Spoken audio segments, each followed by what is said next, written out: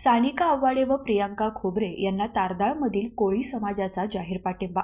विद्यमान आमदार राहुल आव्हाडे यांच्या विशेष प्रयत्नातून तारदाळ येथील वाल्मिकी मंदिरासाठी भरीव निधी उपलब्ध झाला असून त्या निधीच्या माध्यमातून मंदिराचे काम सध्या अंतिम टप्प्यात पोहोचले आहे। या विकास कामाची दखल घेत तारदाळ येथील कोळी समाजाच्या वतीने आगामी कोरोची जिल्हा परिषद निवडणुकीत महायुतीच्या उमेदवार सानिका आव्हाडे तसेच पंचायत समितीच्या उमेदवार प्रियांका खोबरे यांना जाहीर पाठिंब्याचे पत्र देण्यात आले। यावेळी बोलताना समाज बांधवांनी सांगितले की वाल्मिकी मंदिरासाठी निधी उपलब्ध करून देत प्रत्यक्ष काम पूर्णत्वाकडे नेण्याचे कार्य आमदार राहुल आव्हाडे यांच्या नेतृत्वाखाली झाले। त्यामुळे विकासाभिमुख धोरणांना पाठिंबा देणे ही समाजाची जबाबदारी असून त्याच भावनेतून महायुतीच्या उमेदवारांना पाठिंबा जाहीर करण्यात आलाय।